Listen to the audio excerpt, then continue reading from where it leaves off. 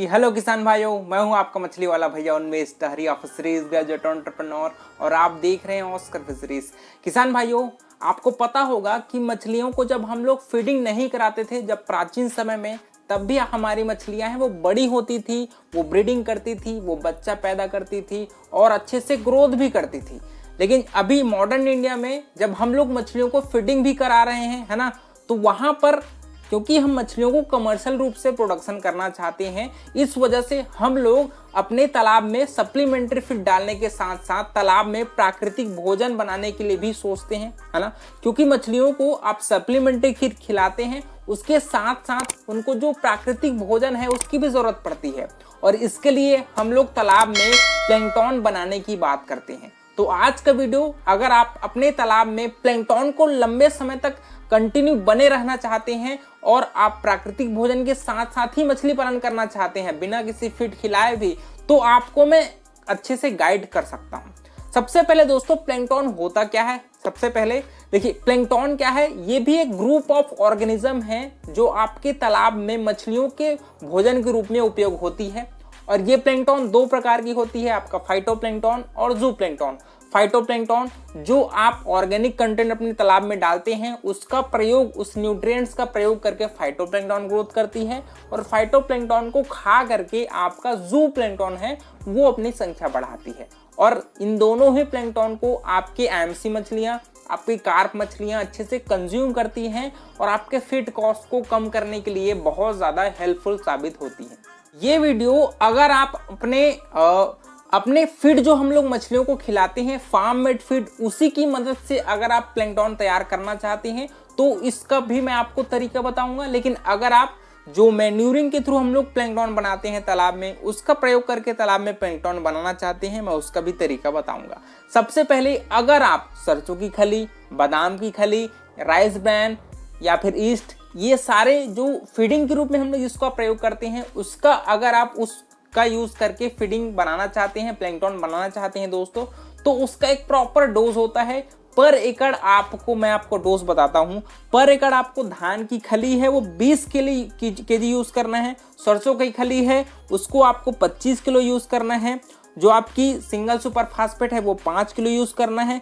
East powder है उसको 250 ग्राम डालना है तालाब में और गुड़ है वो 5 किलो आपको यूज करना है। ठीक है, इन सभी इंग्रेडिएंट्स को आपको तालाब के पहले डायरेक्ट तालाब में यूज नहीं करना है। ठीक है, आपको छोटा सा तालाब के किनारे एक गड्ढा बनाना है।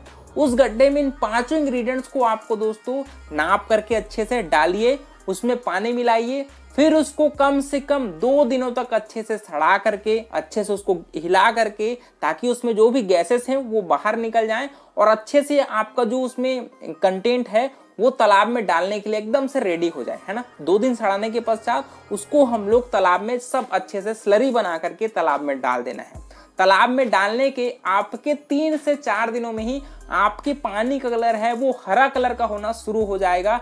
समझ जाइए कि यहाँ पर आप अपने तालाब में बच्चा छोड़ सकते हैं। ये गलती बिल्कुल भी मत करिएगा कि तालाब में बच्चा डालने के बाद ये सारी चीजें आप तालाब में डाल रहे हो फर्मेंटेशन के रूप में, तो उससे क्या होगा, अगर आप बच्चे छोड़ने के पश्चात फर्मेंटेट करते हो वो अलग मैटर है, हम लोग इसका डोज है उसको कम करके तालाब में डलवाते हैं। लेकिन अगर आप बच्चे नहीं छोड़े हो, उस कंडीशन में आपको जो मैंने डोज बताए हैं उसका प्रयोग करिएगा।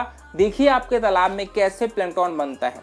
ठीक, मैंने आपको पॉइंट बताने वाला था कि अगर आप गोबर वगैरह का प्रयोग करके तालाब में प्लैंकटन बनाना चाहते हैं, आपके फर्टिलाइजर या फिर मैन्यूरिंग के थ्रू तालाब में प्लैंकटन बनाना चाहते हैं, तो उसका भी एक डोज है। आपको प्रति एकड़ में आपको 4 इंग्रेडिएंट्स की जरूरत पड़ेगी। सबसे पहला आपका गोबर पड़ेगी। ये गोबर आपके गाय का भी हो सकता है या फिर मुर्गी का भी हो सकता है। ठीक है, उसके अलावा आपको single super phosphate, urea, east powder और मोलासिस, है ना। इन 4-5 इंग्रेडिएंट्स की आपको जरूरत पड़ेगी। गोबर की बात करें तो आपको प्रति एकड़ 800 किलो गोबर डालना है।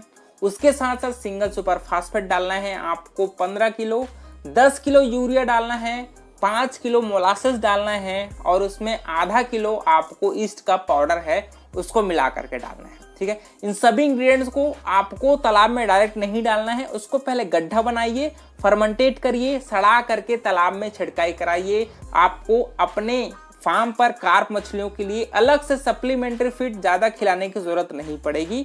आपको अपने जो प्राकृतिक भोजन है उसकी संख्या पर ही आप अपने मछलियों को बड़ा कर सकते हैं। कल मार्केट में बहुत सारे प्लैंकटन वाले केमिकल्स भी आ रहे हैं, उसका प्रयोग अगर आप करना चाहते होंगे तो आपको सबसे पहले अपने नर्सरी तालाब में इसका प्रयोग करना है, क्योंकि देखिए वो केमिकल है, उसका क्या इफेक्ट है, साइड इफेक्ट है, ये तो आप यूज करेंगे तभी समझ में आएगा। लेकिन अगर आप बिगनर्स हैं तो इस केमिकल को ज़्यादा प्रयोग ना करिए, क्योंकि अगर आप केमिकल जितना ज़्यादा तालाब में डालेंगे उतना ज़्यादा मछलियों के हार्मफुल होने के चांसेस बढ़ जाते हैं। जितना ज़्यादा प्राकृतिक चीज़ें आप हम लोग तालाब में यूज़ करते हैं वो उतना ज़्यादा बेहतर हमारे काम आता है ना। तो आपको अपने सोच समझ के हिसाब से ही केमिकल तालाब में डालने हैं। प्राकृतिक भोजन पर आप ऑर्गेनिक चीज़ें जो प्राकृतिक रूप से आपके पास उपस्थित है उसका प्रयोग करिए, ज़्यादा केमिकल वगैरह में खर्चा वगैरह करने की ज़रूरत नहीं है। तो किसान भाइयों, इस प्रकार से अगर आपको कुछ नई जानकारियाँ लगी हो तो चैनल को सब्सक्राइब जरूर करिए। ऑस्कर फिशरीज के साथ बने रहिए, हम आपके लिए ऐसे ही बेहतरीन वीडियोस लाते रहेंगे। तो वीडियो पसंद आएगा तो वीडियो को लाइक जरूर करिए, ऑस्कर फिशरीज को सब्सक्राइब करना बिल्कुल मत भूलिएगा। मिलते हैं अगले वीडियो में, तब तक के लिए बड़ों का सम्मान करिए, छोटों को प्यार करिए और खुद का ढेर सारा ख्याल रखिए। Thank you, thanks for watching.